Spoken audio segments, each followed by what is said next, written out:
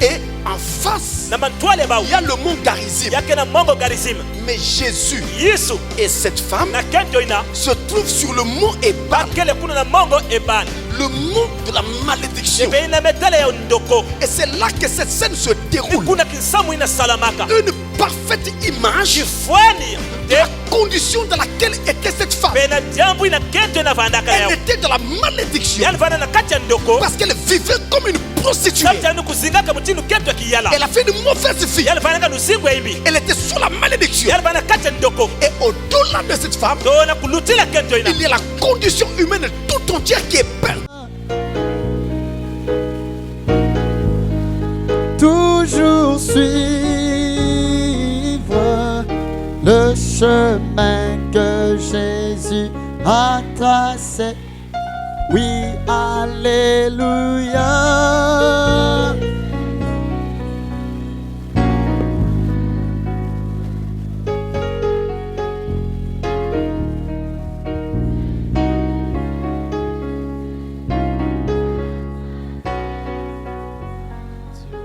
Dieu notre Père Céleste,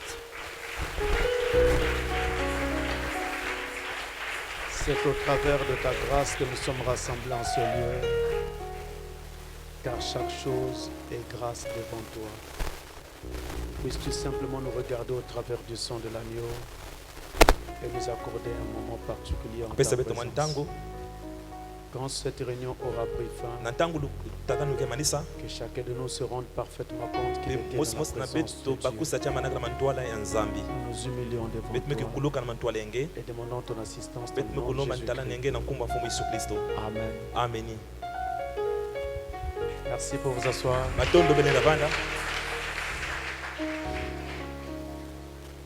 Je vous salue tous au nom du Seigneur Jésus-Christ. Et nous rendons grâce à notre Dieu qui nous donne encore cette occasion d'être ensemble. Jean chapitre 4 verset 1 à 7. Jean chapitre 4 verset 1 à 7. Lisons au nom du Seigneur Jésus-Christ.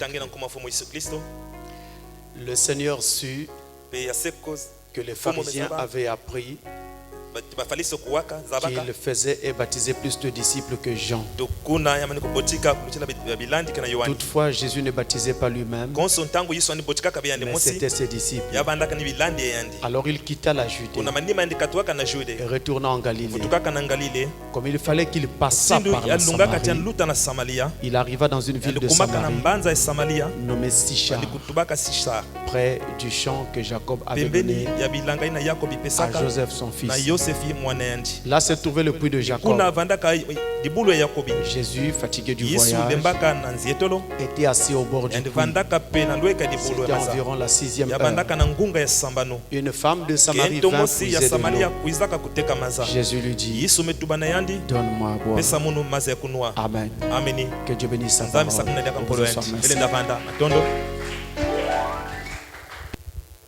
Nous rendons grâce à notre Dieu qui nous donne donc l'occasion d'être encore réunis comme ça autour de la parole. Comme vous venez de le constater, nous venons de lire dans Jean au chapitre 4 sur la femme au puits. Et c'est justement sur cette femme au puits que nous allons parler pendant quelques petites minutes.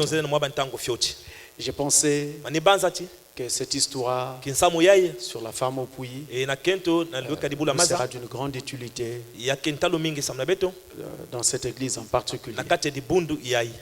Alors, l'histoire sur la femme au puits que nous trouvons dans Jean chapitre 4 eh bien, est l'une des plus caractéristiques de la Bible, ou pour ainsi dire de l'évangile. Et cela va avec l'histoire sur les noces de Cana. On a à peu près le même retentissement avec l'histoire sur la femme prostituée. Également avec l'histoire de la prostituée qui lava les pieds de Jésus avec ses larmes. et les essuyer avec ses cheveux. Et cela a à peu près le même retentissement que l'histoire sur Zachée, ou celle sur la résurrection de la fille de Jairus. Et nous avons aussi une très grande histoire dans la Bible, c'est celle de la passion du Christ, qui est la plus grande de toutes. Donc c'est une histoire caractéristique, très importante et parfaitement au cœur de l'évangile. Cette histoire sur la femme au puits. Dans la lecture que nous venons de faire, la mention est indiquée que cette femme était une femme samaritaine. Elle était de toute évidence une prostituée. Ou alors, en tout cas, elle menait une mauvaise vie. Et elle va faire la rencontre du Christ. Et à partir de cette rencontre, sa vie va basculer. Et la grâce de Dieu lui sera faite. Alors, Jésus va sentir, pendant qu'il était en Judée, qu'il y avait une grande effervescence autour de son nom et de sa personne. À cause du message original qu'il apportait. Ce message parlait de repentance. Les pharisiens ne prêchaient pas dans ce sens. Ce message parlait d'amour. Jamais on n'avait entendu pareille chose auparavant. Et ce message parlait du royaume de Dieu qui était proche. Et les prédicateurs de l'époque ne prêchaient pas ainsi. Ils étaient intéressés plutôt par autre chose. Mais tel était le contenu du message de Jésus. Et à cause de cette originalité, eh bien, il y aura comme ça une grande effervescence autour de sa personne. Et Jésus, qui voulait éviter tout conflit, va donc décider de quitter la Judée pour se rendre en Galilée, s'éloignant donc du sud pour aller vers le nord. Je répète, il quittait le sud pour aller vers le nord. Mais chaque fois que dans la Bible il est question d'aller vers le nord, si vous faites très bien attention, vous remarquerez qu'il y aura une action de Dieu là-bas. C'est pourquoi nous voyons que quand les enfants d'Israël sont sortis du pays d'Égypte, et tout au long du parcours, ils sont arrivés vers une montagne. Dans Deutéronome 2 verset 3, et ils sont restés autour de cette montagne, tournant simplement autour. Dieu descend. Par son ange, il pointe son épée vers le nord. Et il dit aux Hébreux, vous avez suivi les contours de cette montagne assez longtemps. Maintenant, tournez-vous vers le nord.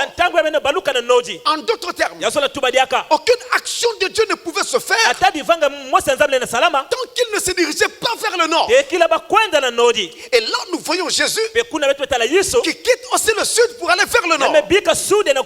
Il y a donc quelque chose de différent qui va avoir lieu là-bas.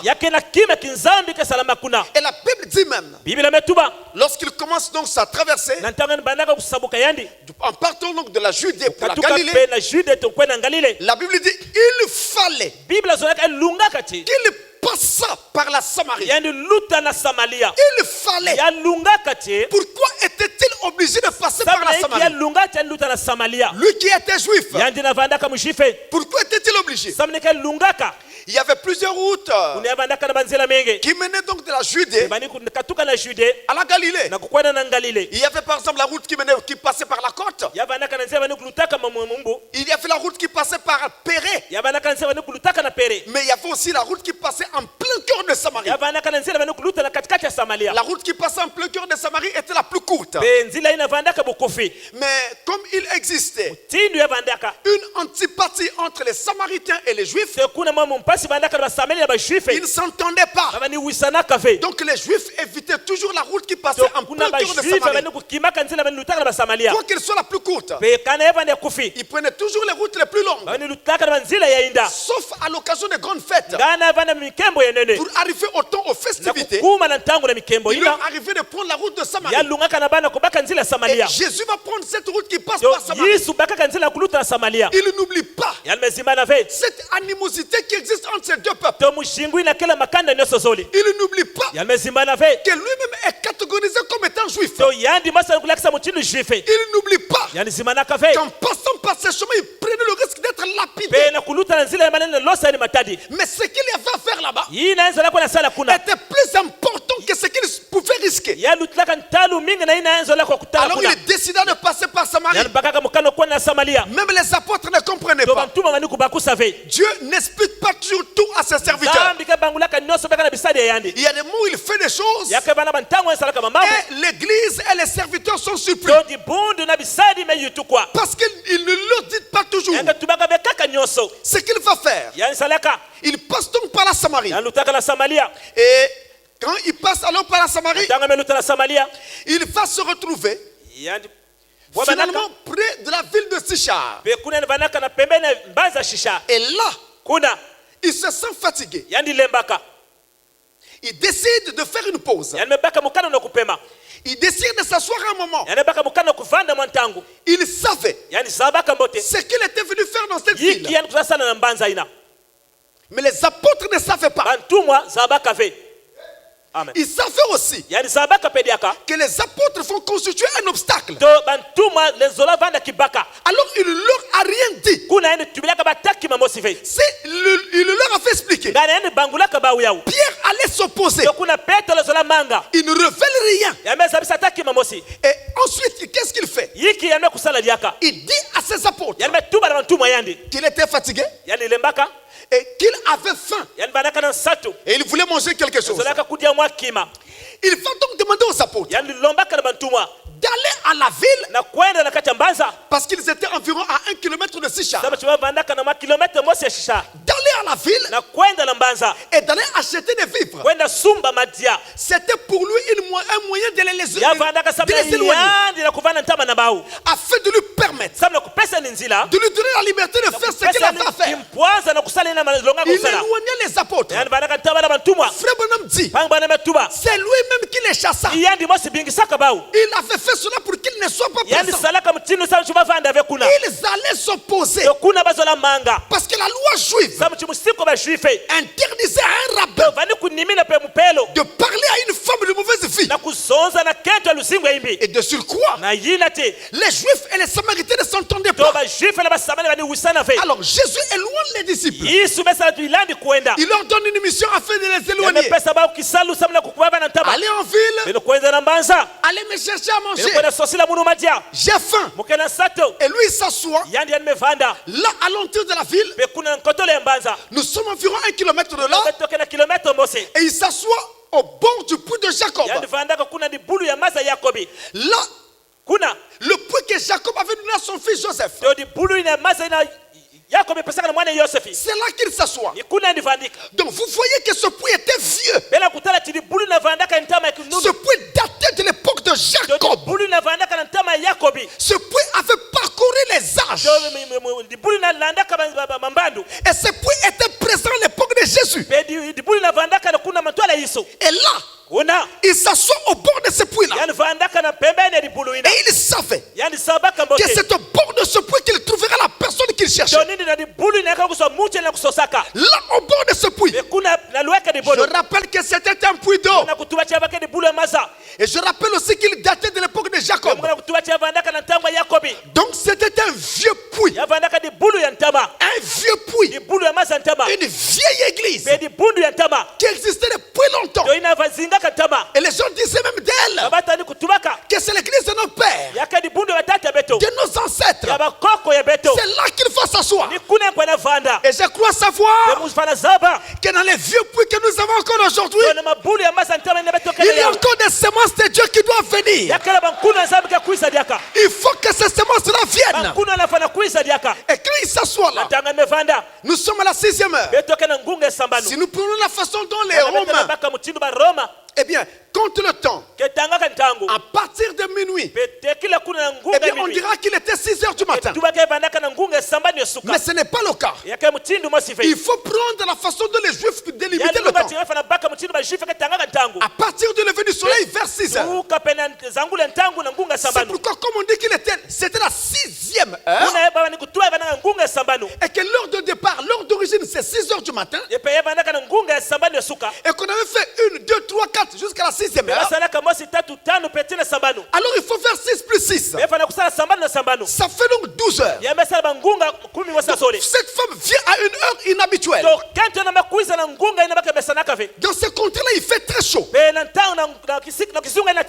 les femmes qui doivent puiser de l'eau viennent très tôt le matin, ou alors assez tard le soir, vers les 17 heures, pour éviter les grandes chaleurs de la journée. Et ces femmes viennent en général en groupe. En groupe. Voyez-vous, toujours en groupe pour venir puiser. Dieu n'a pas besoin de groupe. Dieu a besoin des individus. Nous n'avons pas besoin d'une foi de groupe. Nous sommes une église, c'est vrai. Mais la foi doit être individuelle. Je crois ce que Dieu me révèle. Mais je ne suis pas obligé de croire ce que les églises croient et disent. C'est pourquoi je ne dis pas. Et nous ne disons jamais dehors. Nous croyons.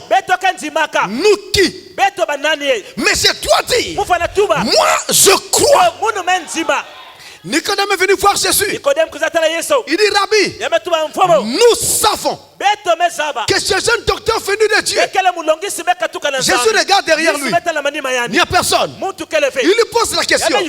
Mais tu dis nous. Nous qui? Tu es seul. Dis nous les pharisiens. Ah, tu parles au nom du groupe. Je n'ai pas besoin d'un groupe. Je veux un individu. Voyez-vous? Qui dites-vous que je suis?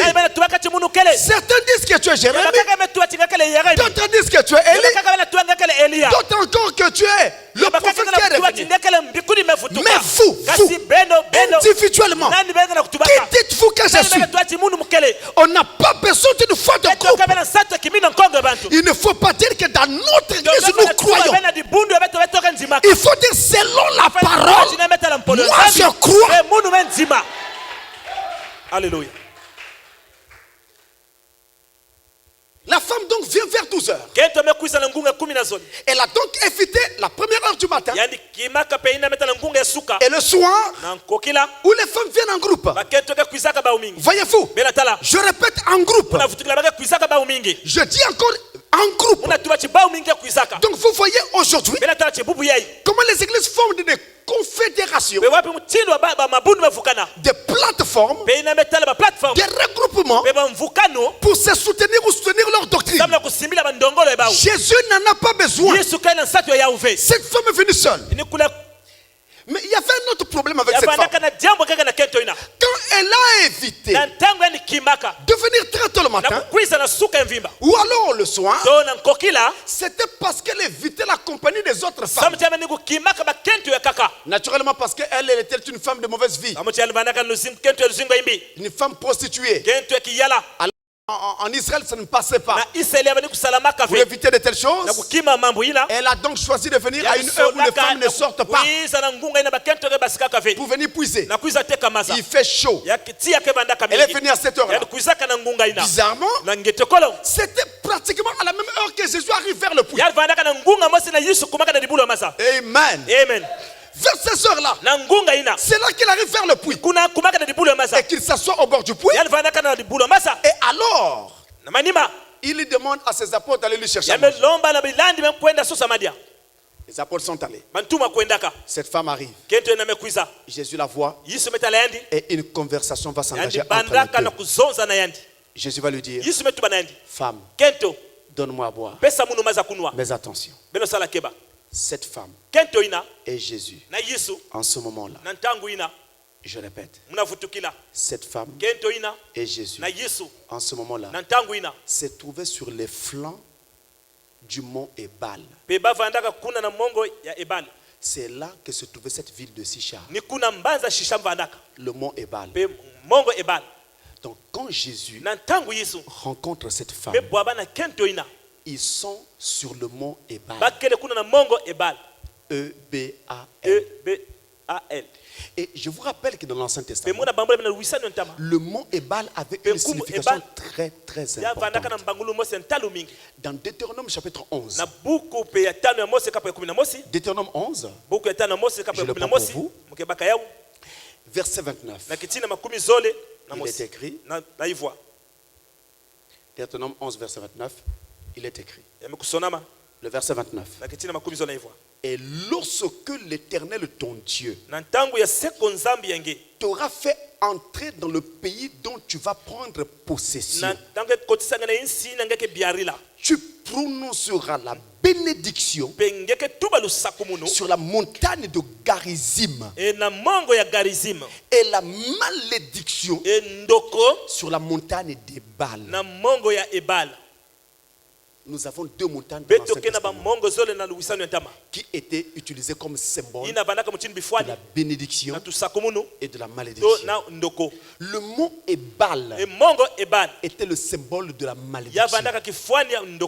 Et le mot Garizim représentait la bénédiction. Et quand Jésus rencontre cette femme, ils sont dans une localité qui est située sur les flancs du mont Ebal. Et en face, il y avait le mont Garizim. Je répète, ils sont sur les flancs du mont Ebal. Et en face, il y a le mont Garizim.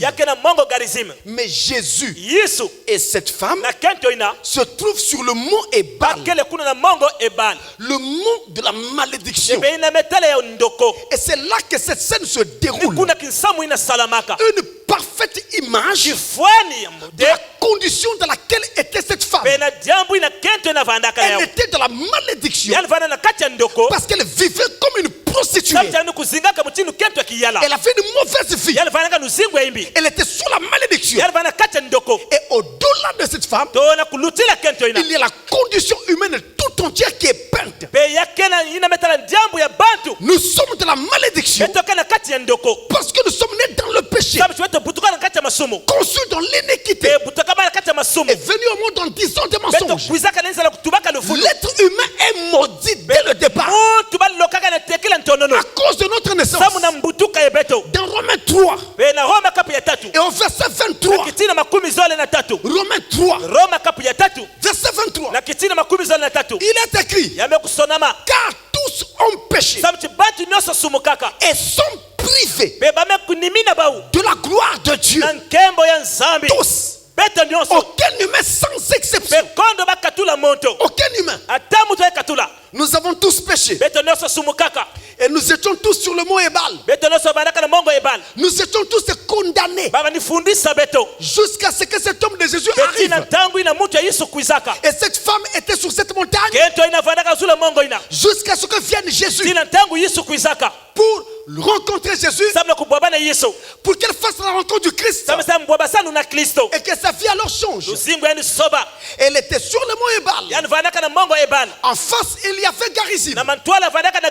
Je rappelle encore que dans l'Ancien Testament, quand Dieu plaça ces deux montagnes, des fois les enfants hébreux, il leur dit à cette époque, je place devant vous la bénédiction et la malédiction.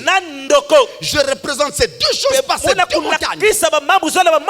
Garizim représentera la bénédiction et Baal représentera la malédiction. C'est à vous de choisir. C'est aussi pour cela que nous avons dans la Bible un livre appelé Deutéronome. Le mot Deutéronome signifie deux lois. La loi de la vie et la loi de la mort.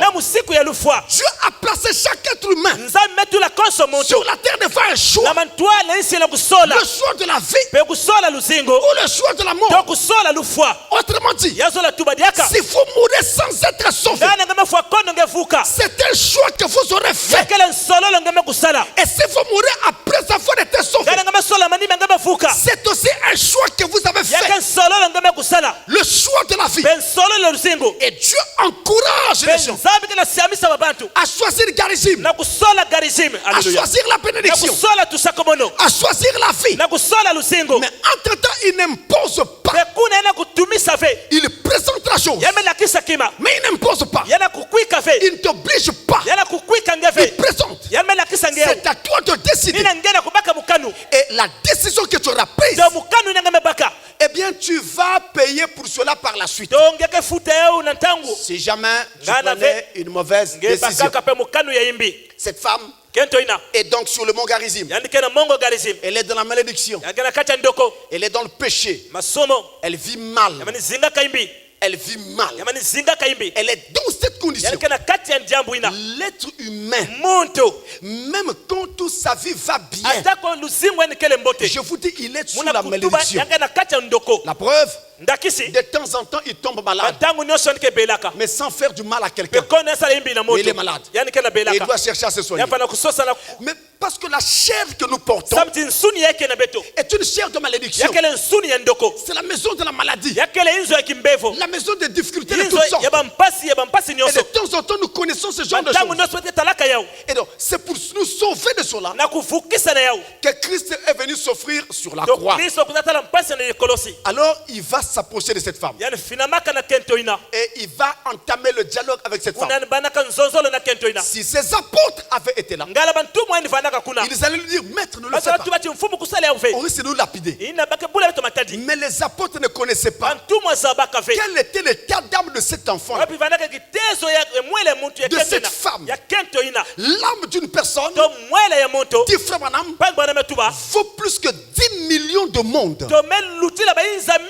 C'est plus important que toutes les choses sur la terre. Et Dieu peut détruire toute une ville, voire toute une nation, seulement parce qu'il y a une âme qu'il faut sauver. Il l'a fait avec Sodome et Gomorrhe. Il a détruit ces deux villes, mais il a sauvé 3 personnes, l'autre et ses 2 filles.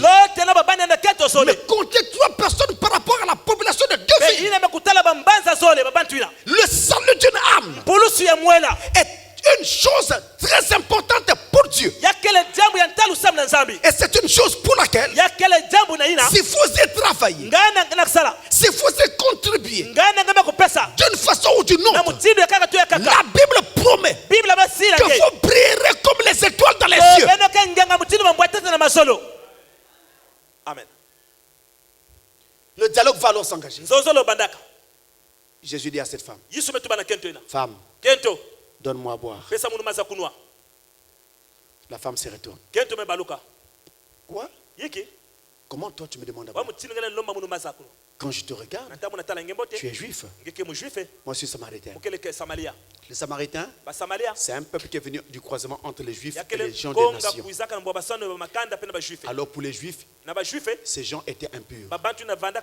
Et les Samaritains ne supportaient pas les Juifs non plus. Comment tu me demandes à boire? Ce n'est pas la coutume qu'un Juif parle à un Samaritain ou à une Samaritaine. Pourquoi tu me demandes à boire? Jésus continue. Femme, si tu connaissais le don de Dieu et celui qui te dit, donne-moi à boire, c'est toi qui m'aurais demandé à boire. Jésus monte. Femme, Église, si tu connaissais le don de Dieu et celui qui te dit, donne-moi à boire, c'est toi qui m'aurais demandé à boire. Amen. Réjouis. Femme, Église, si tu connaissais le don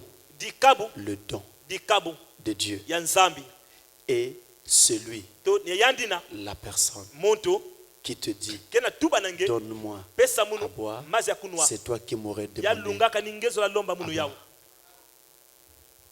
Si tu connaissais celui qui te dit, la personne qui est devant toi, Jésus fait quoi? Il commence par révéler à cette femme le grand mystère de la divinité. C'était là la divinité expliquée. Femme, Si tu connaissais celui qui te parle, tu ne parlerais pas. C'est toi qui allais me demander à boire. Femme, est-ce que tu me connais?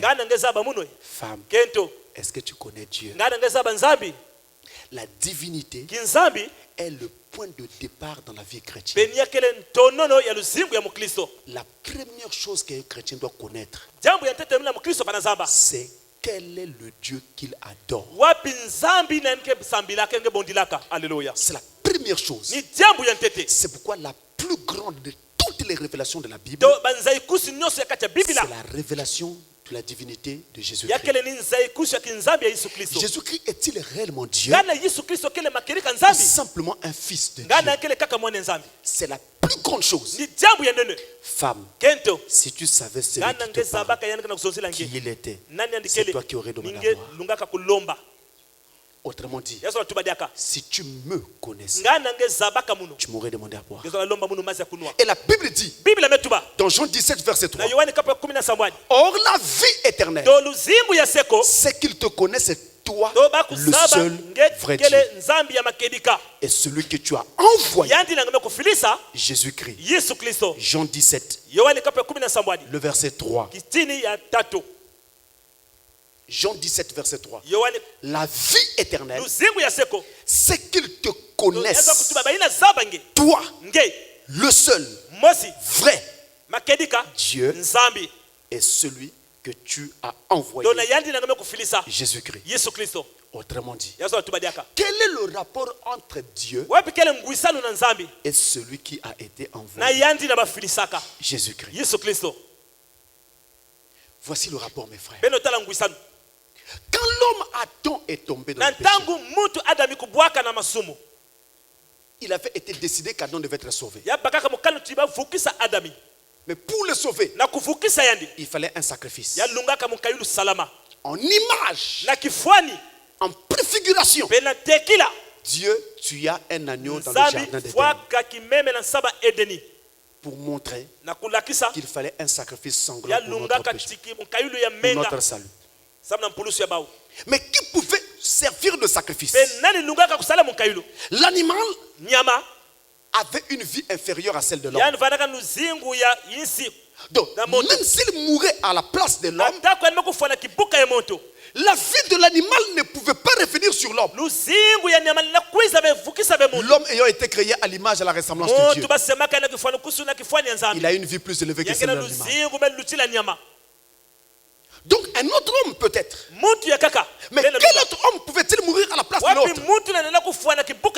Quand la Bible dit que tous avaient péché, étaient privés de la gloire de Dieu. Alors il ne restait plus que Dieu lui-même pour mourir à la place de l'homme. Or la même Bible dit que Dieu est esprit. Un esprit ne meurt pas. L'esprit ne pouvait pas être crucifié à la croix. C'est pourquoi il fallait qu'il se forme un corps. Et c'est la raison pour laquelle dans Hébreu, il est écrit, Hébreu 10, tu n'as voulu ni sacrifice, ni offrande, mais tu m'as formé un corps.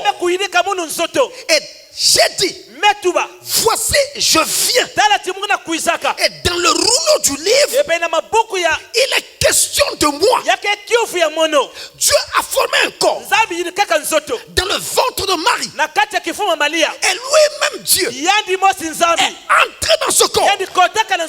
C'est pourquoi à la croix, Jésus a crié quand il a pris ton péché sur lui et qu'il est devenu péché à ta place. À la croix, Jésus crie, Eli, Eli, lama sabachthani. C'est-à-dire, mon Dieu, pourquoi m'as-tu abandonné? Comment Dieu l'avait-il abandonné? Le Père, le Dieu Tout-Puissant, qui habitait en lui, était sorti de lui quand il est devenu péché. Amen. Et le mot Eli, c'est le nom de Dieu. C'est le diminutif du mot Elohim. Alléluia. Je sens que l'enfer tremble à présent. L'enfer tremble à présent. Parce que quand la révélation sort, les enfants de Dieu sont délivrés. Alléluia. Ainsi, il est devenu homme et a été appelé Jésus. C'était pour mourir. Et c'est pourquoi quand il arrive, les mages ont apporté des dons appropriés à sa naissance. Et qu'est-ce qu'ils amènent? On a fait de l'or, de l'encens et de la myrrhe. L'or qui symbolisait la divinité, l'encens qui parlait du service. Il était utilisé dans le service de l'Ancien Testament. Et la myrrhe qui servait à embaumer le mort. Donc ça parlait de la mort. C'est-à-dire donc, l'encens et la myrrhe parlaient donc de la divinité en service pour la mort. Et c'est pourquoi il était venu. Il était Dieu. Dieu lui-même dans la chair humaine. C'est pourquoi on parle de la parole faite chair. Il n'est-il pas écrit au commencement était la parole, et la parole était avec Dieu, et la parole était Dieu. Ensuite on ajoute, et la parole a été faite chair. Mais si la parole est faite chair, qui est donc fait chair? C'est Dieu lui-même. Jésus était Dieu. Quand tu touchais Jésus, tu touchais Dieu lui-même. Et pendant que je parle, ce Dieu du ciel se tient ici, parce qu'il avait promis, partout où cet évangile sera prêché, il sera présent. Femme, si tu connaissais celui qui te parle, je suis dans la chair. Mais si tu savais qu'est-ce qui est au-dedans de cette chair, c'est toi qui m'aurais demandé à boire. Femme, si tu connaissais le don de Dieu, le don, la faveur que Dieu te fait, la grâce que Dieu fait à l'humanité entière. Femme, si tu savais que tel que tu me vois, je suis le sacrifice qui a été envoyé pour ton salut et pour le salut de l'humanité entière. Femme, si tu connaissais le don, c'était ça le don, le sacrifice. Jésus était le sacrifice pour nos péchés. Et je vous dis, mes frères, ce n'est pas de la vieille histoire. Je me tiens du haut de cet autel et je parle au nom de Jésus. Cette histoire est vraie, mais cette histoire est vivante. Cette histoire produit encore des efforts aujourd'hui. Cette histoire sauve encore. Il y a une puissance derrière cet évangile qui touche, qui saisit et qui sort les gens des griffes de Satan. Si tu savais, si tu connaissais le don de Dieu, si tu savais que je suis le sacrifice, c'est toi qui m'aurais demandé à boire. Mais tu n'as rien pour puiser. Comment vas-tu puiser dans ce puits de Jacob? Je vois que tu n'as pas de seau. Tu vas puiser comment? Puisque tu n'as pas de diplôme en théologie. Tu n'as pas de diplôme en philosophie. Tu étais dans quelle école? Tu vas puiser comment dans la Bible? Dans la Bible, on ne puise pas avec les doctorats. Si c'était le cas, tu aurais pris les têtes les plus intelligentes du monde pour prêcher l'évangile. Mais dans la Bible, on puise par le Saint-Esprit. Alléluia. Alléluia. Les disciples de Jean-Baptiste ont été envoyés vers Jésus. Ils arrivent, ils posent la question. Jean nous a demandé de venir vers toi. Parmi eux, il y avait André. Il était du nombre de deux. Jean nous a dit de venir vers toi. Et il veut savoir, es-tu celui que nous attendons?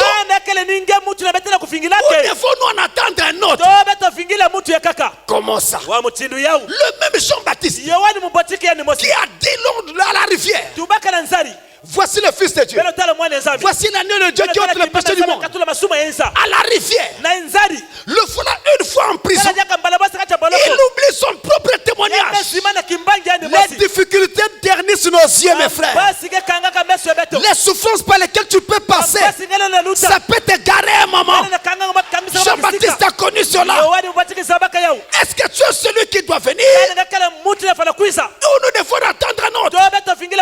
Son œil d'aigle s'était un peu terni. Jésus n'a pas dit c'est moi. Il dit venez voir. Je vais vous donner mon certificat. Il voit un paralytique. Qu'est-ce que tu fais? Je vais marcher. Lève-toi et marche. L'homme se lève et marche. Il voit un aveugle. Qu'est-ce que tu fais?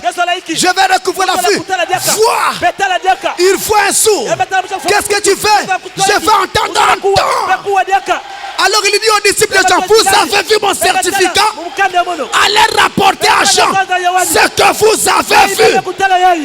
Dans cet âge, nous n'avons pas besoin de faire beaucoup de bruit.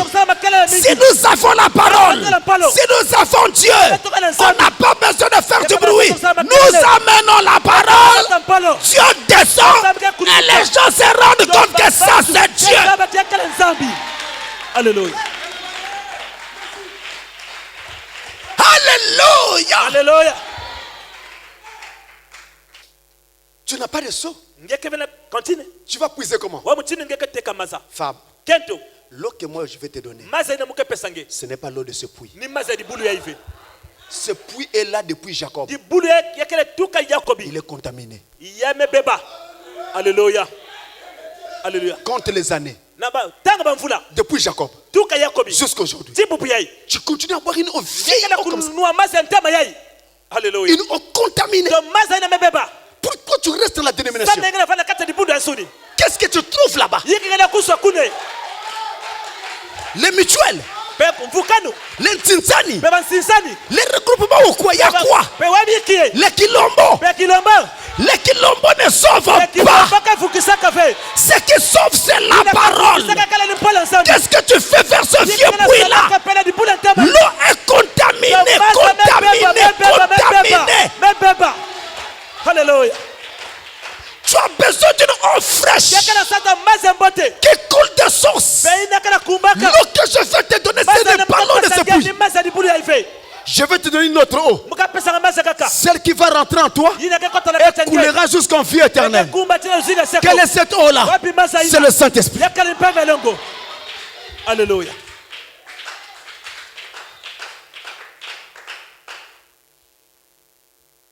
Et la femme dit, mais dans ces conditions, alors donne-moi de cette eau. Jésus lui dit, femme, appelle ton mari. Attendez. La demande de la femme c'est, donne-moi de cette eau. La réponse de Jésus c'est, femme, va, appelle ton mari. Quel rapport y a-t-il entre cette réponse et la demande? Il n'y a pas de rapport. Tu as dit que tu vas me donner la meilleure eau.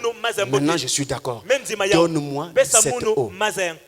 Femme, va appeler ton mari. Mais je veux l'eau. Appelle ton mari. L'eau, Seigneur, l'eau. Appelle ton mari. Mais Seigneur, j'ai dit l'eau. Appelle ton mari. Autrement dit, tu n'auras jamais de cette eau si tu ne sanctifies pas ta vie. Il avait mis le doigt sur le problème de cette femme. Elle avait une vie impure.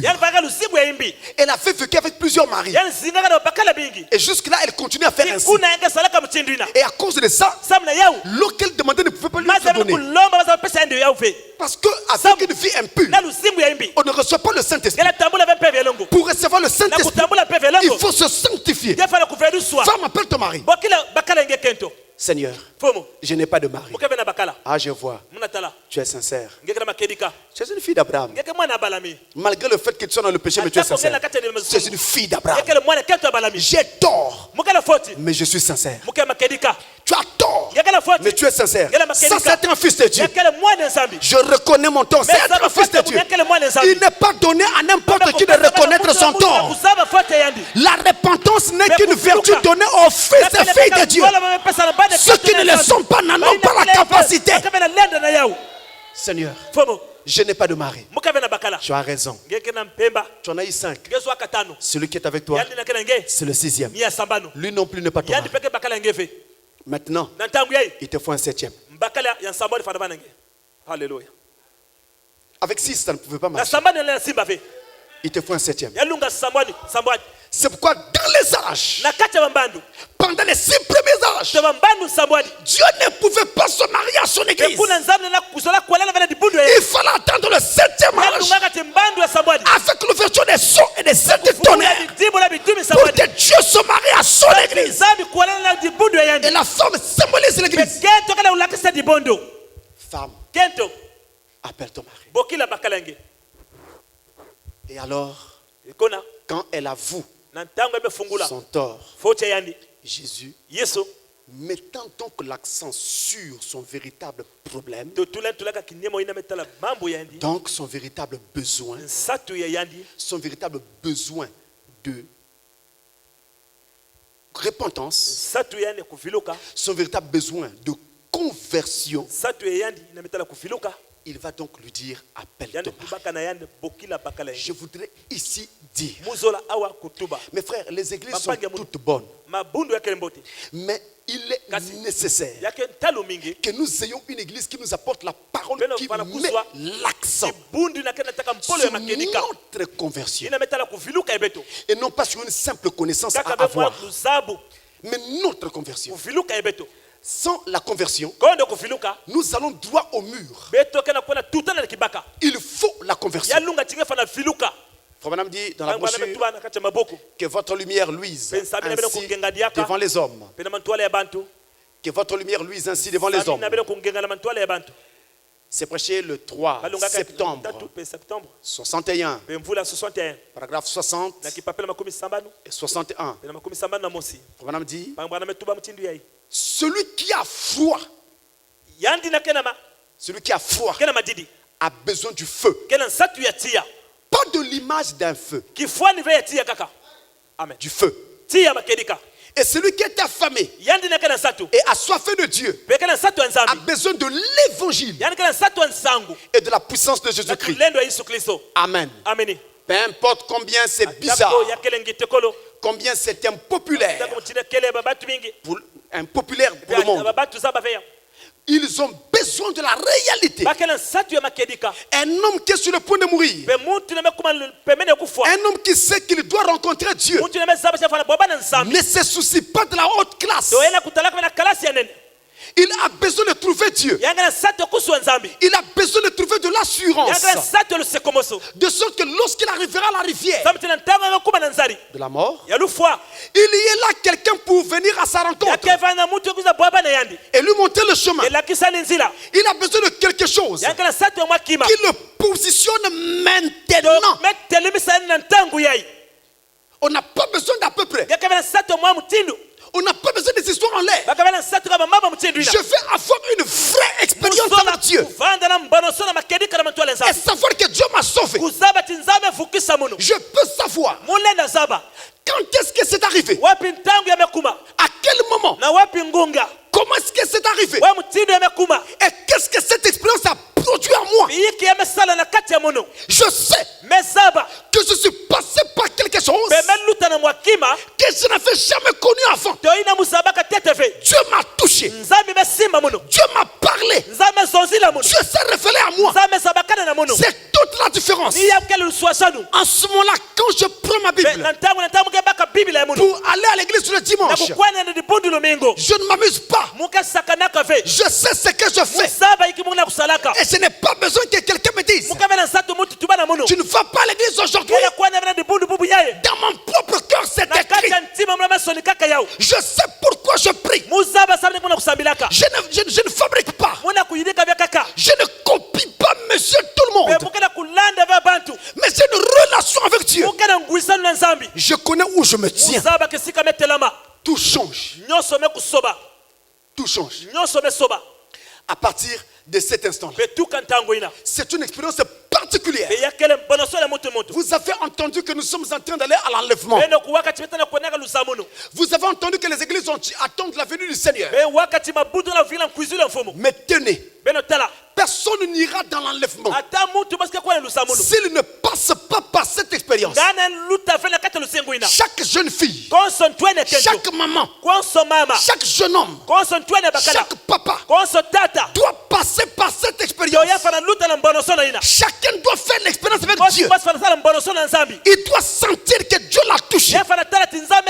Dieu doit lui parler et mettre en lui le dégoût des choses du monde. L'amener à se repentir, à mettre sa vie en ordre, à confesser des choses qu'on ne confesserait pas en temps normal. Mais c'est le Saint-Esprit qui fait faire cela.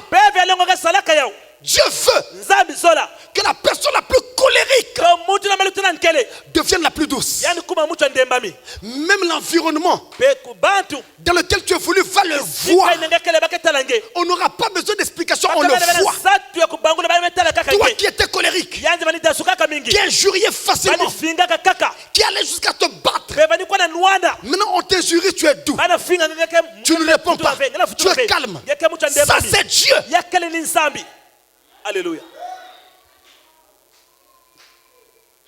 Et les choses que tu faisais hier ne trouvent plus de place dans ta vie aujourd'hui. Et la femme lui dit, mais vous juifs, nous les Samaritains, nous adorons sur cette montagne. Mais vous, vous dites que là où il faut adorer c'est au temple. Je répète. Nous les Samaritains, nous disons qu'on doit adorer sur cette montagne. Vous les Juifs, vous dites qu'il faut adorer au temple. Jésus lui dit, femme, l'heure vient. Et elle est déjà venue. Où ce ne sera plus sur la montagne, ou sur le temple, ou dans le temple, qu'on va adorer Dieu. Mais les vrais adorateurs que le Père demande, ce sont ceux qui vont l'adorer en esprit et en vérité. Ce n'est plus sur une montagne et non pas dans un temple. Je répète. L'heure vient. Elle est déjà venue. Où nous n'allons plus adorer sur une montagne, ou à Jérusalem, ou dans le temple, ou ici, ou là. Mais nous adorerons Dieu en esprit et en vérité. Vous voyez maintenant que l'église ne compte pas. Peu importe l'église à laquelle tu appartiens, contrairement à ce que les gens font comme propagande là-dehors, eh bien ce n'est pas ça qui compte. Quand nous serons au ciel, il n'y aura pas une liste d'églises pour recevoir les gens. Mais Dieu recevra ceux qui l'adoraient sur la terre en esprit et en vérité. En esprit, c'est-à-dire qu'ils sont conduits par l'esprit pendant leur adoration. En vérité, ça veut dire qu'ils adorent en suivant la vérité biblique de la parole. Voilà leur adoration. Frère Branham dit, tout ce que nous faisons pour Dieu, c'est une adoration vis-à-vis de Dieu. Quand je n'injurie pas, je ne le fais pas en oubliant mon amour propre à cause de Dieu.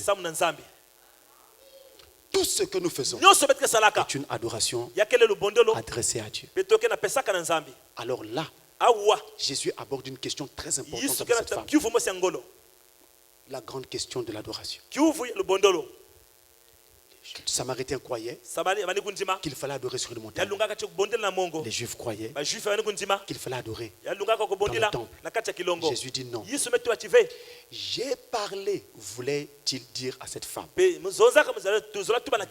l'Ancien Testament, que tous vos lieux d'adoration ne me plaisent pas. Mais une seule chose me plaît, le lieu où j'ai placé mon nom. C'est là que vous allez m'adorer. Et dans l'Ancien Testament, il était dit, vous devez trouver le lieu où Dieu a placé son nom. Et vous l'adorerez là. Vous l'adorerez là. Il ne s'agit plus d'une montagne. Il ne s'agit plus du temple. Mais du lieu où Dieu a placé son nom. Et quand Jésus arrive, il dit, Quelle maison me bâtirez-vous? Quelle maison me bâtirez-vous? Alors il dit, je suis venu au nom de mon Père. Autrement dit, le nom de Dieu se trouvait sur Christ. Et Christ est le seul lieu d'adoration. Quiconque doit adorer Dieu doit adorer Dieu en Christ. Autrement dit encore, tant que vous n'êtes pas encore né de nouveau, c'est-à-dire que vous n'êtes pas encore entré en Christ, votre adoration est vaine. Elle est extérieure. Elle ne compte pas. C'est à partir de la nouvelle naissance que Dieu prend en ligne de compte votre adoration. Parce que la nouvelle naissance vous introduit en Christ. Alors là, vous commencez à adorer. C'est ce grand mystère qu'il enseigne à cette femme. L'heure vient où on n'adorera plus sur la montagne, ni à Jérusalem, ni dans le temple, mais on va adorer en esprit et en vérité. Esprit, l'esprit marche toujours selon la parole. Vous ne pouvez pas dire que Dieu vous conduit et il vous conduit à faire des choses contraires à la parole. Non, ce n'est pas Dieu. Si l'esprit du Dieu vivant ou en quelqu'un, cet esprit va le conduire selon la parole. Si l'esprit de Dieu te pousse, il va te pousser selon la Bible. Mais quand ça ne marche pas selon la Bible, Dieu n'est pas là dedans. Ça doit aller selon la Bible. C'est pourquoi l'apôtre Paul a même dit, je chanterai en esprit, mais je chanterai aussi avec l'intelligence. C'est l'apôtre Paul qui dit cela dans les Corinthiens. Je chanterai en esprit, mais je chanterai aussi avec intelligence. Je prierai en esprit, mais je prierai aussi avec l'intelligence. Ne dis pas que tu es conduit par l'esprit et tu te perds dans l'esprit en faisant tout et n'importe quoi sans utiliser ton intelligence pour veiller à ce que la Bible soit respectée. Tu chantes, mais tu chantes quoi? Je vous prends un exemple. Il y a un chant qu'on chante quelque part où l'on dit en langue locale, Yaya Noé, ouvre-nous la porte, nous sommes dehors. C'est très bien, ça fait danser les gens. Mais quand vous regardez la profondeur, que chantez-vous? Vous chantez votre propre condamnation. Vous avez raté l'âge. Vous êtes dehors. C'est ce que vous chantez. Mais est-ce que Noé avait ouvert la porte? D'ailleurs, ce n'est pas lui qui avait fermé. C'était Dieu. La porte est restée fermée. Donc on chante quelque chose qui n'est pas la révélation. Et partout dans les églises, ça se chante. Et les gens disent, nous sommes en esprit. Et on voit même des gens qui sortent en transe là, avec cette chanson là. Mais d'où vient cette transe? Puisque la chanson n'est pas inspirée. Et il y a beaucoup de choses comme ça que l'on peut dire. C'est pourquoi j'insiste. Nous sommes dans un âge où la parole doit être respectée à la lettre. Ce n'est plus un âge d'à peu près. On ne va pas dans une église comme par aventure. Encore moins par habitude. Ni par esprit de famille. Mais ça doit être par révélation. Parce que là, la parole vous est donnée. Amen. À ce moment-là, peu importe les vents, je sais où je me tiens. Oh, béni soit le nom du Seigneur. Quand on a arrêté Martin Luther, on lui a dit de blasphémer, de se retracter, de régner ses propres écrits. Martin Luther a fait un pas en arrière. Il a croisé ses bras. Il dit, je n'y puis autrement. Je n'y puis autrement. À moins que quelqu'un ne prenne la Bible et qu'il me démontre Bible à la bouche que tout ce que j'ai écrit est faux. Je vais me repentir. personne n'a pu. Personne. Et c'est ça le fondement. Même en face de la mort, celui qui a cru tiendra le même langage. Il sait où est-ce qu'il est. Et il ne vient pas à l'église pour dormir. Il vient à l'église pour tendre l'oreille à la vérité.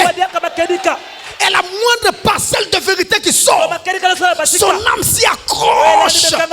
Parce qu'il y a une fille qui se regarde derrière. Je chanterai en esprit, mais je chanterai au savoir et l'intelligence. Je prierai en esprit, mais je prierai au savoir et l'intelligence. Quand tu pries, ne prie pas dans le vide. Comme je vois dans les églises, comme nous voyons les choses qui se font, les gens ferment les yeux et ils font des récitations. Seigneur, en fait, ça va tellement vite que vous vous posez la question si la personne réfléchit à ce qu'il est en train de dire. Ça paraît beau. Toi qui es avec Abraham, il était avec Abraham. Quel est le rapport entre lui avec Abraham et moi?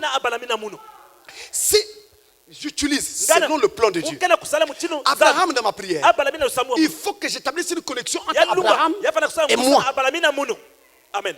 Seigneur, toi qui étais avec Abraham, moi aussi, je suis fils d'Abraham. Vous voyez la connexion? C'est pourquoi j'ai utilisé Abraham.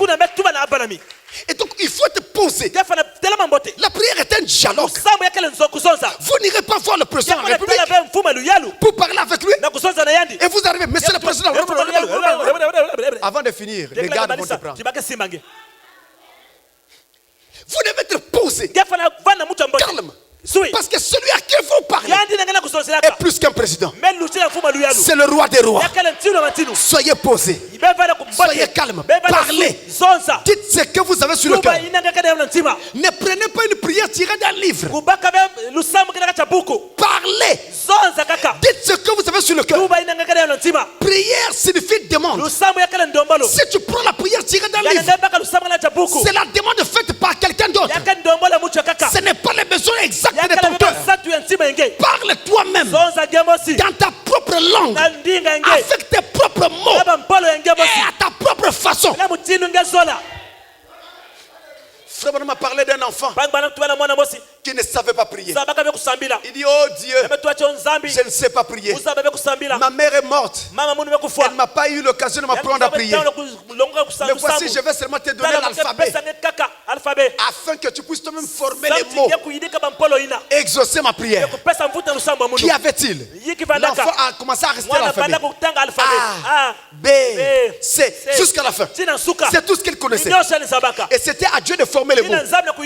Frère Branham dit, cela montre que c'est l'intention du cœur que Dieu écoute au moment où vous priez. Et non pas le gros français que vous formez dans vos prières. Alléluia. Mais l'intention du cœur, qu'est-ce que ton cœur pense? C'est que même avant d'avoir prié, je pense seulement, puisque moi, Dieu a déjà exaucé. Savez-vous que c'est aussi une promesse? Il va arriver un temps où on ne priera même pas. Tu penses seulement la chose est déjà faite. Nous sommes en train de rentrer dans cette phase-là. Et les élus de Dieu doivent déjà se préparer à rentrer dans cette phase-là.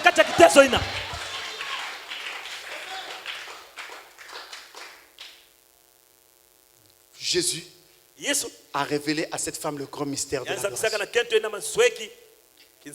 Et en touchant sa vie, en lui révélant qu'elle vivait mal, la femme était étonnée de voir un étranger qui connaissait sa vie. Alors, ça la ramena à une promesse. Il dit, mais Moïse, dans la loi, nous avait dit que quand le Messie viendra, il fera ce que tu fais. Serais-tu le Messie? Jésus la regarde. Je le suis. C'est la première fois qu'on voit Jésus répondre comme ça.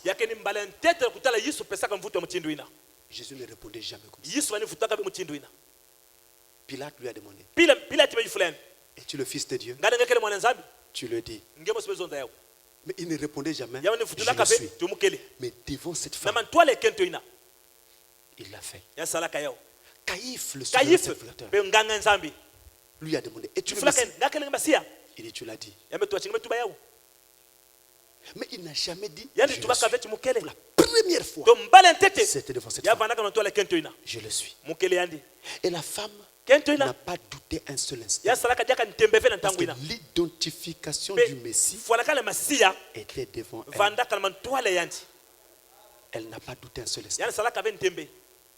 Son cœur était frappé. Elle s'est rendue compte que c'était vrai. Parce que sa vie, il n'y a que Dieu qui pouvait la connaître. Et quand cela se fait, et quand Jésus dit à cette femme, je le suis, Frère Branham dit, c'est parce que cette femme était une sémence prédestinée. C'était une fille d'Abraham. Je crois que toi aussi tu es une fille d'Abraham. Je crois, frère, que toi aussi tu es un fils d'Abraham. Combien d'habitants avons-nous dans Pointe-Noire? Et combien sont ici ce matin? Mais tu es ici parce que tu es un fils d'Abraham. Aujourd'hui, tu pouvais aller regarder un match de football ou aller à un autre rendez-vous. Mais tu as d'abord privilégié ce rendez-vous avec Dieu. Parce que tu es une fille d'Abraham. Parce que tu es un fils d'Abraham. Alors Jésus se révèle à toi et il te dit, je suis le Messie que tu attends. Ça s'appelle la prédestination. Il t'a prédestiné. Mais avant de terminer, je termine bientôt. Écoutez ceci, mes frères. Puisque je suis fils et sémence de Dieu, je voudrais que vous sachiez et que Satan ne perturbe plus personne. Sœurs, frères et tout le monde. Je voudrais que vous sachiez que le choix de Dieu de faire de toi, ma soeur, une fille d'Abraham, de toi, mon frère, un fils d'Abraham, n'a pas été dicté par quelqu'un d'autre. Il a fait ce choix volontairement. Ça vient de lui-même. Et même Satan ne peut pas vous arracher cela. Allons dans Ephésiens 1, verset 3-5. Ne manquez pas les dernières choses que je vais dire après. Je termine dans un moment. Ne manquez pas les dernières écritures et les dernières choses que je vais dire après. Ephésiens 1, verset 3-5, il est dit. 3-5. Béni soit Dieu, le Père de notre Seigneur Jésus-Christ, qui nous a bénis de toutes sortes de bénédictions spirituelles dans les lieux célestes en Christ. En lui, Dieu nous a élus avant la fondation du monde pour que nous soyons saints et irrépréhensibles devant lui, nous ayons prédestinés dans son amour à être ses enfants d'adoption par Jésus-Christ selon le bon plaisir de sa volonté. C'est sa volonté. Ce n'est pas la volonté d'un autre. Ce n'est pas la volonté d'un pape, d'un pasteur, d'un prêtre ou d'un bishop. Ce n'est même pas la volonté d'un prophète, mais la volonté suprême de Dieu. Dieu dans sa souveraineté a fait de toi une fille d'Abraham. Ma soeur, ça, c'est la plus grande des nouvelles. C'est la plus grande des nouvelles. Dieu a fait de toi une fille d'Abraham. Dieu a fait de toi, mon frère, un fils d'Abraham. C'est grand comme nouvelle. Et ça, il l'a fait avant la fondation du monde. C'est-à-dire avant que le monde ne soit fait. C'est-à-dire encore avant que tu ne viennes de toi sur la terre et que tu ne fais ni bien ni mal, avant même que tu ne fais un quelconque bien ou un quelconque mal, Dieu avait déjà décidé de faire de toi son élu. Et c'est ce que tu es. Chaque fois, Satan essaie de ternir nos yeux afin que nous ne le voyions pas. Maintenant vous l'avez vu. Maintenant accrochez-vous à cela. Amen. Accrochez-vous à cela. Même le diable ne peut rien contre cela. Il peut te faire tout le mal qu'on peut, mais il ne pourra jamais t'arrêter. De marcher avec Christ. Ta relation avec Christ ne dépend pas d'un diable, ne dépend pas d'un pasteur, ne dépend même pas d'une église, mais ça dépend directement de Jésus lui-même. Tu es en contact avec Christ. Et la Bible continue. Romains 1, verset 7. Mon Dieu. Romains 1, verset 7. Il est dit, tous ceux qui à Rome, tous ceux qui sont à Rome, donc, tous ceux qui, dans la ville de Rome, tous ceux qui à Rome sont bien-aimés de Dieu, appelés à être saints. Voyez-vous cela? Appelés à être saints. Que la grâce et la paix vous soient données de la part de Dieu notre Père et du Seigneur Jésus-Christ. Tous ceux qui à Rome sont appelés à être saints. Devrais-je dire, nous ne sommes pas Rome. Tous ceux qui à Pointe-Noire sont appelés. Tous ceux qui à Brazzaville sont appelés à être saints. Tous ceux qui à Paris, tous ceux qui aux États-Unis, en Côte d'Ivoire et partout, sont appelés à être saints. Ça veut dire qu'il y a bel et bien une sélection dans chaque ville. Il y a des gens qui sont appelés, d'autres non. Mais il y a quelques-uns qui sont appelés à être saints. Et toi, tu fais partie de cette sélection. Dieu t'a choisi à être saint. Alors que dois-tu faire? Que dois-tu faire? Dans Jean 6, Jean 6, au verset 37, il est écrit, tout ce que le Père me donne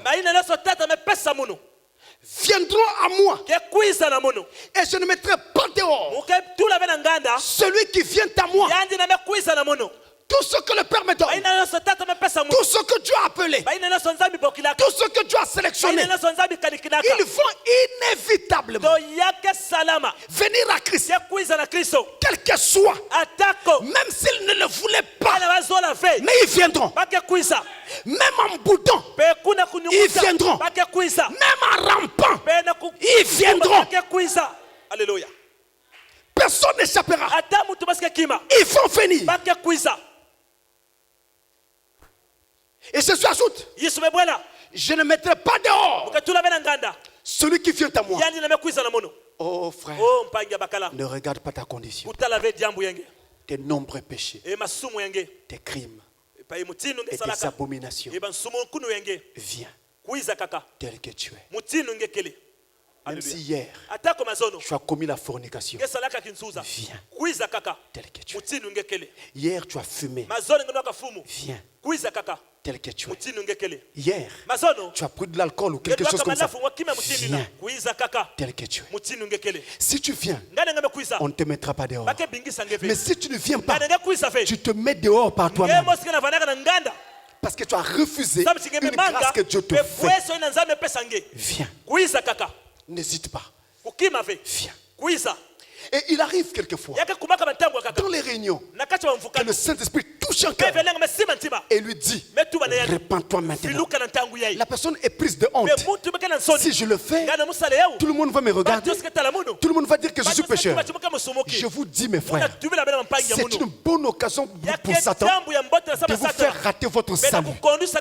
Mais si vous venez à l'instant où Dieu vous parle, vous touche, au nom de Jésus que je sais, il vous sauve le jour même. Il vous sauve le jour même. Il vous sauve à l'instant même. Parce que vous répondez à son appel. Alléluia. N'ayez pas honte. Nous ne sommes pas ici pour les gens. Et je ne veux pas regarder à ce que quelqu'un d'autre veut penser de moi. Si l'autre pense qu'il est tellement saint et que moi je suis tellement pécheur, je viens quand même. Mais je voudrais lui rappeler à celui-là que lui qui est saint aujourd'hui, il a un passé de pécheur. Moi qui suis pécheur aujourd'hui, j'ai un avenir de saint. Donc venez tel que vous êtes. N'hésitez pas. Ne regardez pas ce que vous êtes, ni aux yeux que vous regardez. Écoutez seulement l'appel de Dieu dans votre cœur. Venez tel que vous êtes. Et dans Jean 17, au verset 12, Jean 17 au verset 12, il est écrit: lorsque j'étais avec eux dans le monde, je les gardais en ton nom. J'ai gardé ce que tu m'as donné. Et aucun d'eux ne s'est perdu, sinon le fils de perdition, afin que l'écriture fût accomplie. Tout ce que tu m'as donné, je les ai gardés. Et aucun ne s'est perdu. Si Dieu t'a appelé ma soeur, tu ne peux pas être perdu. Si Dieu t'a appelé mon frère, tu ne peux pas être perdu. Mais à toi de saisir cette occasion que Dieu te donne. À toi de saisir cette occasion. Sœur, ça ne se répétera pas. C'est aujourd'hui ou jamais. Quand tu sortiras d'ici, ma soeur, ne dis pas que c'était trop tard et que tu as raté cette occasion, parce que l'occasion court encore maintenant. Tu peux encore la saisir. Mais avez-vous remarqué, juste avant de terminer, que quand cette femme, parlant avec Jésus, voit arriver les apôtres qui arrivent de la ville avec la nourriture, la femme n'est pas perturbée. Jésus qui parle à la femme et qui est conscient que les apôtres se posent des questions. Qu'est-ce qu'il fait là avec cette femme prostituée? Lui non plus n'est pas perturbé. Jésus n'est pas perturbé. La femme n'est pas perturbée. Jésus n'arrête pas son programme avec toi parce que les gens parlent contre toi. Alléluia. Alléluia. Jésus n'arrête pas son programme avec toi parce que les gens ont une autre vision de toi. Ce que les gens pensent de toi n'est pas toujours ce que Dieu pense de toi. Le meilleur témoignage, ce n'est pas le témoignage des hommes, mais c'est le témoignage de Dieu. Les hommes parlent des choses qu'ils voient, mais ils n'en connaissent pas les fonds. Mais Dieu connaît les fonds jusque dans les cœurs. Jésus n'était pas perturbé. Il a continué avec ce qu'il faisait. Parce que ce qu'il faisait consistait à sauver la femme, à te sauver ma soeur, à te sauver mon frère. Il ne s'est pas arrêté. Même si Satan venait dire à Jésus: celui que tu veux sauver là, il n'est pas digne que tu lui accordes ton salut. Jésus entendra d'une oreille, ça sortira de l'autre oreille. Parce que quand il est venu vers toi, il était Dieu. Il connaissait déjà tes faiblesses et tes péchés, mais il est quand même venu vers toi. Ça veut dire qu'il voulait te sauver. Et il ne se rétracte pas après qu'il se soit engagé à faire quelque chose. Alléluia. La femme non plus n'était pas perturbée. Savez-vous pourquoi? Elle venait de rencontrer Jésus. Quand quelqu'un a rencontré Jésus, je répète, quand quelqu'un a véritablement croisé Jésus, plus rien ne compte pour lui. Dites ce que vous voulez, pensez ce que vous voulez, il s'attache à Jésus-Christ parce qu'il venait de le rencontrer. Et sans attendre que Jésus lui dise un mot, femme, va. Non, non, non, elle n'a pas attendu.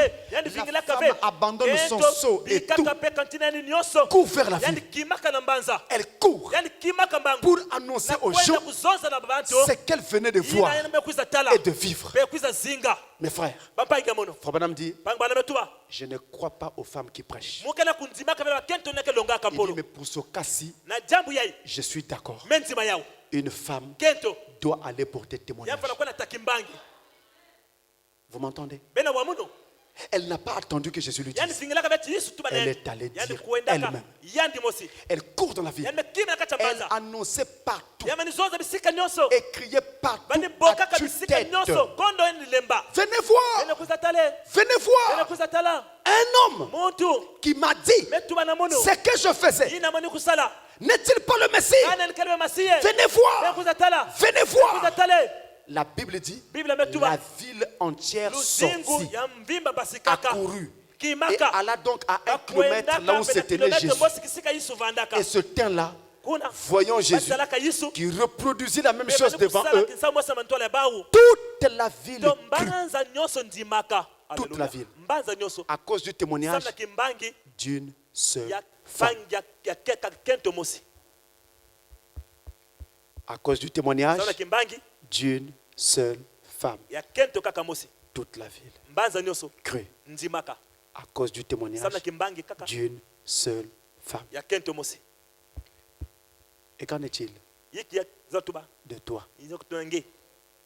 Depuis que tu as rencontré Jésus, comme tu dis, je vois mes sœurs comment vous êtes proprement habillées, avec des belles jupes longues et tout le reste, bien couvertes.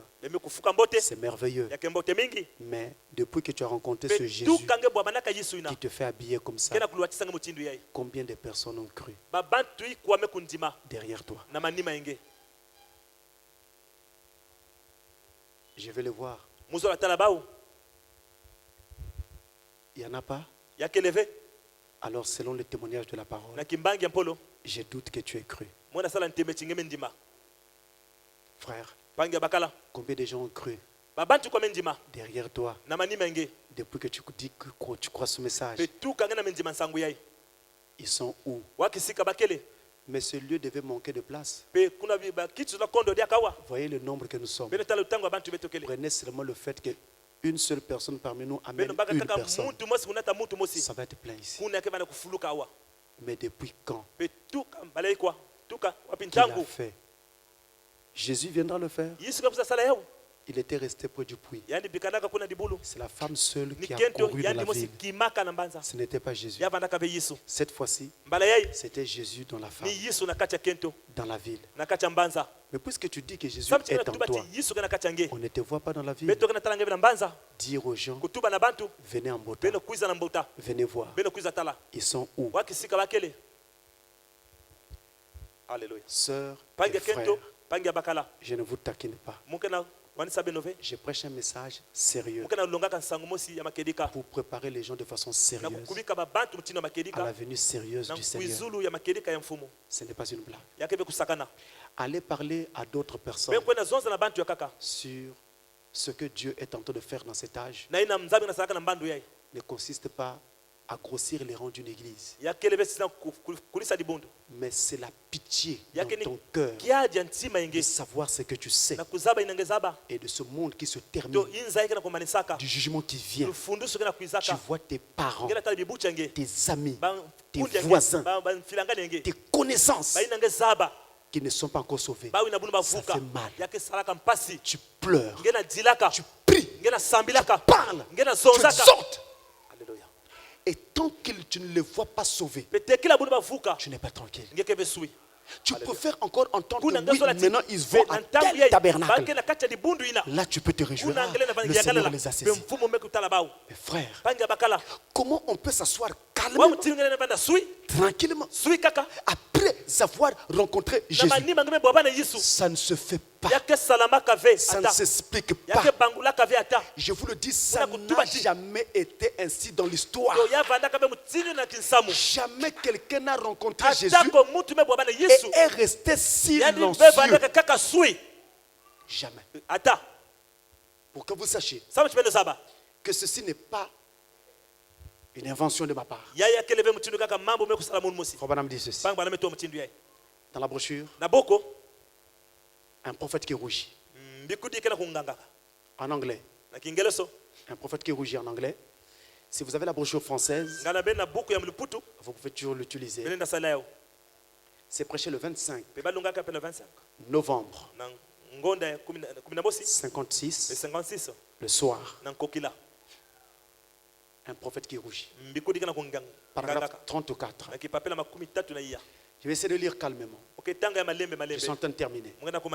Mais que chaque enfant de Dieu qui croit être un fils d'Abraham, une fille d'Abraham, prête attention à ces mots par lesquels je termine. Il dit ceci. I looked out here and see the opportunities I've missed because of petty things. Je regarde ici et je vois les opportunités que j'ai manquées à cause des petites choses. Little odd insufficient things that didn't mean nothing. Des petites choses insignifiantes qui ne veulent rien dire. I'm ashamed of myself as a gospel minister before you. Je suis honteux de moi-même comme un ministre de l'évangile devant vous. I repent before God and ask God to forgive me and the church to forgive me for being so dilatory about the work of God.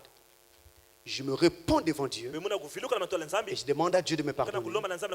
Je demande aussi à l'Église de me pardonner pour avoir été si dilatoire au sujet de l'œuvre de Dieu. By the grace of God and by the help of God, par la grâce de Dieu, avec l'aide de Dieu, I'll not listen to what? Je n'écouterai pas ce que everyone trying to tell you something to do. Chacun essayant de vous dire quelque chose à faire. They got a program. Ils ont un programme. They got something for you to do. Ils ont quelque chose pour vous à faire. Nonsense. I know God's program. Nonsense. Je connais le programme de Dieu. It's written out here in the Bible. C'est écrit ici dans la Bible. Suivez très bien. Suivez à présent. And I'm ashamed of myself as a minister of the gospel.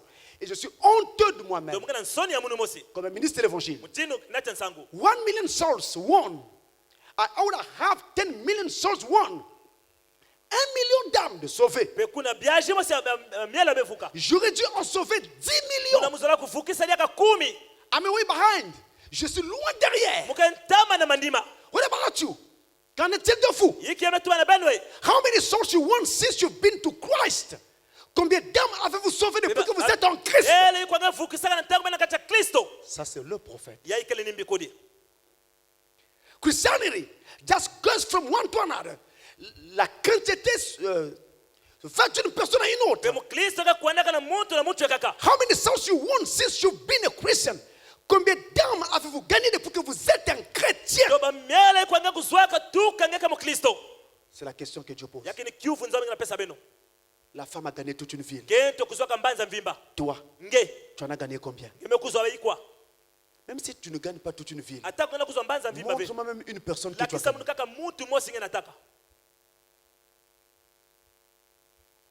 If you're not winning souls, si vous ne gagnez pas d'âme, you are guilty. Vous êtes coupable. You are barren. Vous êtes stérile. You've brought shame on the church and the gospel. Vous avez amené la honte sur l'église et sur l'évangile.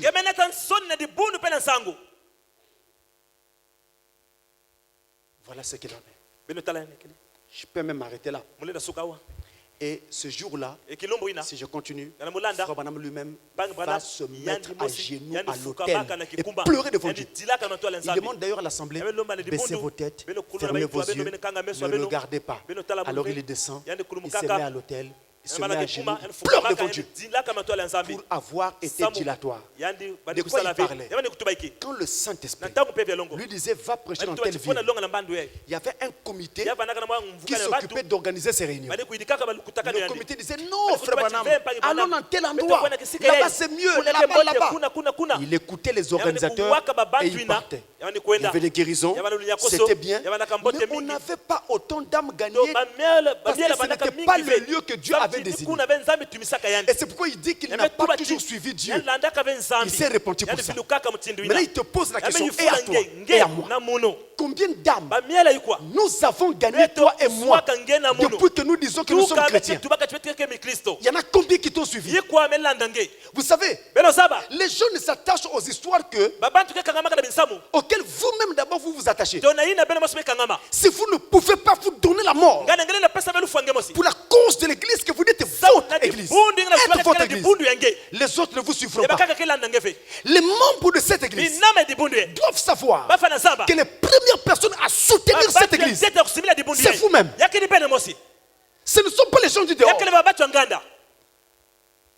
Et non seulement cela, en tant que chrétien, qu'est-ce que ça vous fait de voir le monde aller à la perdition? Regardez le nombre de filles qui sont nues dans les rues. Maman, comment s'habille ta fille à la maison?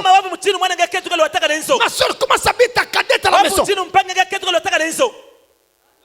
Et vous dites à vos enfants, vivez correctement. Quand vous êtes incapable d'appliquer une vraie discipline à la maison, qui va déjà ranger les comportements depuis la maison. Et où est ce père de famille qui pleure pour son fils qui n'est pas sauvé? Oh Dieu. Où est cette mère de famille qui pleure devant Dieu pour sa fille non sauvée? Elle pleure en prière. Elle jeûne. Elle est où cette mère de famille? Alléluia. Et où est ce chrétien qui prie et jeûne pour son voisin? Le voisin ne sait pas que tu pries et tu jeûnes pour sa conversion. Il ne sait pas. Où est ce chrétien-là? Les chrétiens qui viennent faire les prières à l'église le dimanche, c'est ce que vous appelez chrétien? Non, ça c'est un membre d'église. Ce n'est pas un chrétien. Le chrétien, c'est celui qui se met du côté de Christ et qui combat avec Christ pour le royaume de Dieu et non pas pour une église. Où sont donc ces chrétiens? La femme, elle seule, un seul témoignage, toute une ville accrue. Mais nous sommes combien? Et combien de gens même ici dans Mbota, dans ce quartier, croient? Nous avons la fâcheuse habitude dans le message de dire des gens, oh c'est des perdus, c'est des païens, ils ne connaissent pas, ils ne sont pas prédestinés. Qu'est-ce que tu en sais? Qu'est-ce que tu en sais? Tu es devenu Dieu. N'importe qui peut changer. Même 5 minutes avant sa mort. Ne mettez pas un point final à la vie de quelqu'un. Qu'est-ce que vous en savez? Mais Dieu peut changer n'importe qui. Même le plus vil des pécheurs. Dieu nous demande seulement de jeter le filet. Oh, mais ce n'est pas à nous de savoir qu'est-ce qui viendra dans le filet. Est-ce qu'il y aura des poissons ou des serpents de même? C'est pas notre affaire. L'ordre était de jeter seulement le filet. Et dans les églises, au lieu d'avoir une pêche au filet comme Jésus l'avait dit, en fait nous avons une pêche à la maison. Et vous allez constater que dans une église, il faut faire 3 mois, 6 mois afin qu'une seule personne ne s'ajoute à l'église. C'est quoi? C'est la pêche à la maison. Mais si on voit Dieu en action dans une église, on aurait une pêche au filet. À un moment donné, pour rentrer ici, ça sera la bousculade. Tu es en retard, tu n'as pas de place. C'est quoi? Ça c'est la pêche au filet. Mais c'est ça la promesse. Et je crois dans cette promesse. Je crois dans ce Dieu de la promesse. Alléluia. Si seulement je peux avoir des croyants et des croyantes engagés, debout, capable de relever le défi, comme la femme au puits. Attention, elle était une femme de mauvaise vie. Son passé n'était pas reluisant. Dans la ville, on connaissait sa vie. Mais avez-vous remarqué ce qu'elle a fait? Quand elle rentre à la ville, elle crie, venez voir un homme qui m'a dit ce que je fais. Son témoignage était vrai. Étant donné qu'il n'y avait aucun élément de maquillage, elle parlait d'elle. Je veux dire, elle parlait de ce que les gens savaient d'elle et de ce que Dieu avait fait sur ce que les gens savaient d'elle. Et comme les gens savaient ce témoignage, ils ont dit, ah bon, c'est comme ça? Donc certainement que cette femme, sa vie ne sera plus ainsi. Allons donc voir cet homme qui a changé la vie de cette femme. Les voilà donc qui viennent. Mais si vous n'avez pas un témoignage à donner, parce que vous n'êtes pas passé par une vraie conversion, vous ne connaissez pas le jour, vous ne connaissez pas le moment, et vous ne connaissez pas ce que ça produit quand c'est arrivé dans votre vie. Alors c'est normal que vous n'ayez rien à aller dire aux gens. Mais si tu sais que tu t'es prostitué, tu étais voleur, tu peux aller dire aux gens, vous me connaissez, j'étais avec vous, comment je buvais, regardez ce que Dieu a fait pour moi. Venez. Alléluia. Même à l'école, tes petites copines, ça fait que tu avais des petits amis. Maintenant, tu leur dis, j'ai quitté cette vie-là. Quoi? Oui, je vous le dis. J'ai croisé quelqu'un. Venez. Venez voir. Tu veux dire que tu n'as plus le goût là? Il n'y en a plus. Tu veux dire que tu ne seras plus jamais? C'est terminé. Comment ça? Il y en aura qui te croiront, d'autres ne croiront pas. Jésus n'a pas dit que tous nous croirons, mais il y aura quelqu'un qui croira. Parlez pour celui-là.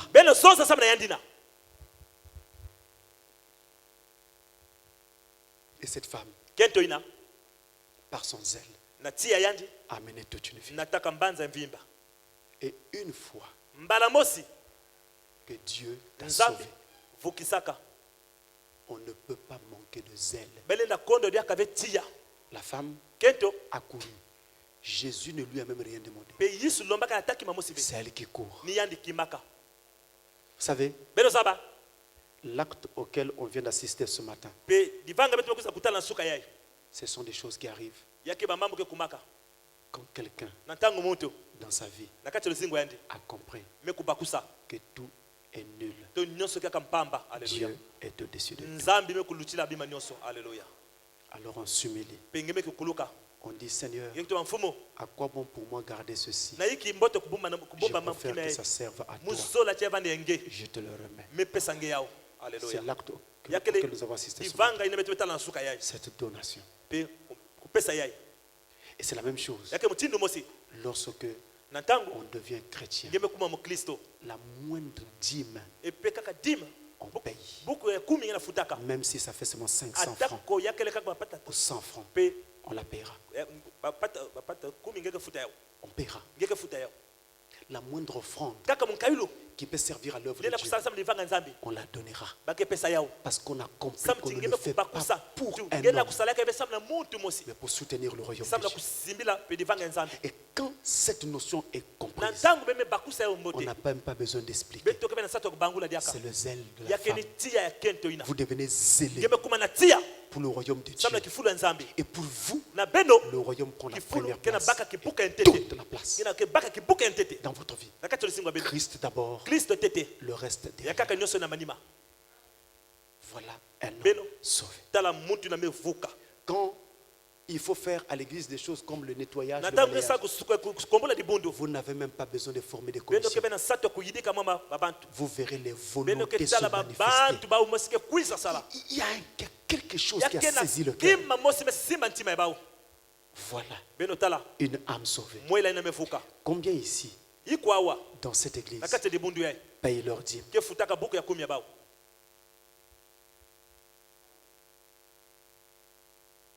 Vous voyez?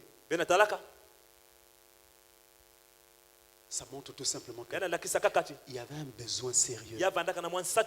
Prenons l'exemple de cette femme. Le zèle, il vient tout seul. Lorsque vous avez croisé Jésus, personne ne vous forcera de faire quoi que ce soit. Tout sera volontaire à cause du Dieu qui habite maintenant dans votre cœur. Nous allons le remettre au Seigneur. Nous allons le remettre à Dieu.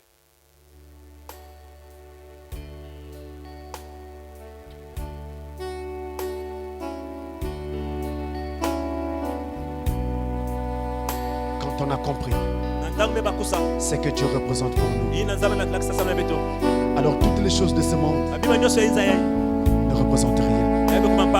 Plus rien.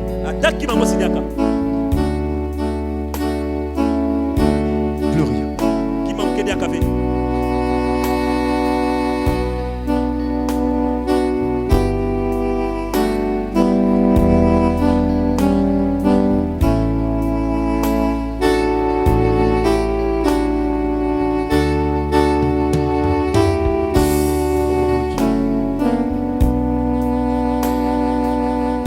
Avec ce que le Saint-Esprit vient de te dire, tu es invité maintenant à lui parler, à faire la paix avec Dieu. Il t'appartient de ne pas rater cette occasion que Dieu t'accorde. Tu es devant deux montagnes. Le mont Ebal, le mont de la malédiction, et le mont Garizim, le mont de la bénédiction. C'est à toi de choisir. Que chacun se remette au Seigneur. Parlez-nous. Parlez-nous. Parlez-nous.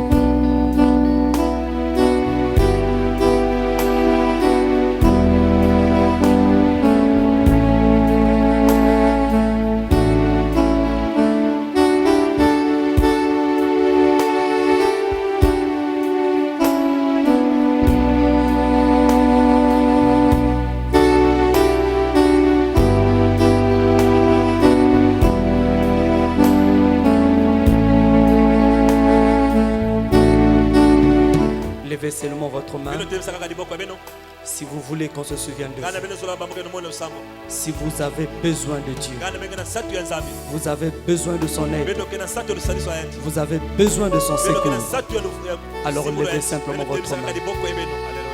Et lui fera le reste en voyant la décision, l'engagement que vous prenez dans votre cœur.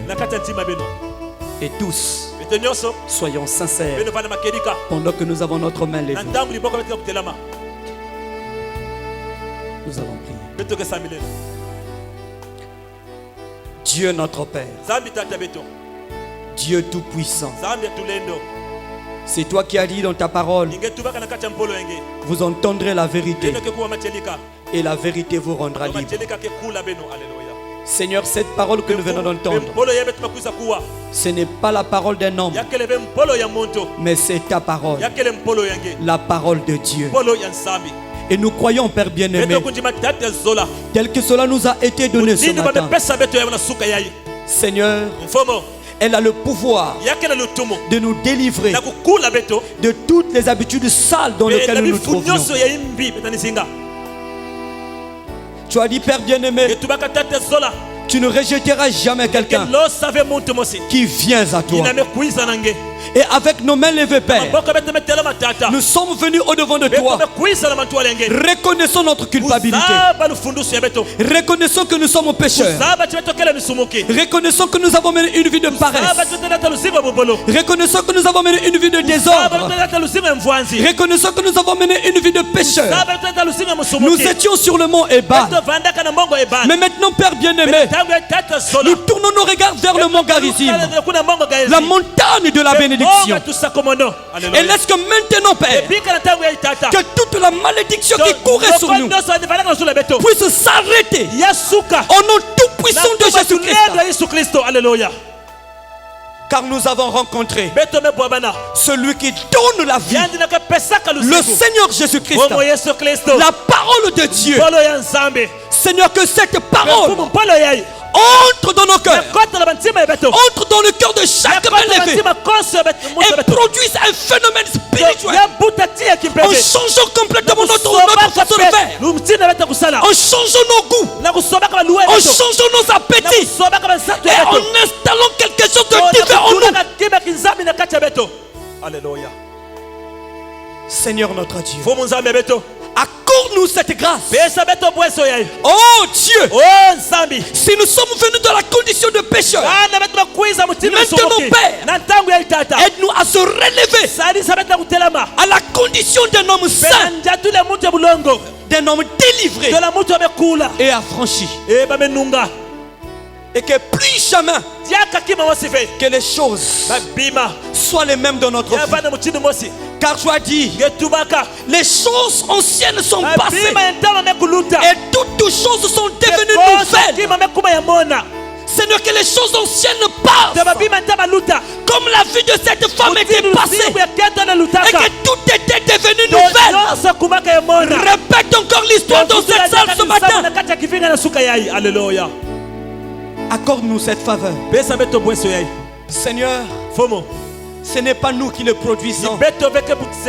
Ce n'est pas nous qui produisons la nouvelle naissance. Mais c'est toi. Et nous t'invitons de le faire dans cette salle. Et dans chaque cœur qui s'est répandu devant ta présence. Merci au Dieu pour cette atmosphère spirituelle que tu as répandue dans cette salle. Merci pour le mystère de la divinité. Merci pour le mystère de la prédestination. Et merci pour le mystère de l'adoration. Merci aussi, Seigneur, pour Malachi 4. Et merci pour ton serviteur Francis que tu as utilisé puissamment ce matin. Bénis cette église et qu'elle aille de l'avant. Nous comptons sur ta grâce et que la vie de chaque enfant de Dieu ici soit prospère au nom de Jésus. Spirituellement, matériellement et sanitairement, nous te le demandons au nom de Jésus-Christ. Amen. Amen. Oui, je me sens tellement bien quand je suis à l'église. Je me sens tellement bien quand je suis à l'église, devant mes bien-aimés. La la la. Alléluia. Oui, devant mes bien-aimés. Oh la la la. Oui, vous pouvez tout m'arracher. Oh, vous pouvez tout m'arracher. Laissez-moi Jésus-Christ, c'est lui qui me donne la vie. Oh, la la la. Oui, vous pouvez tout m'arracher.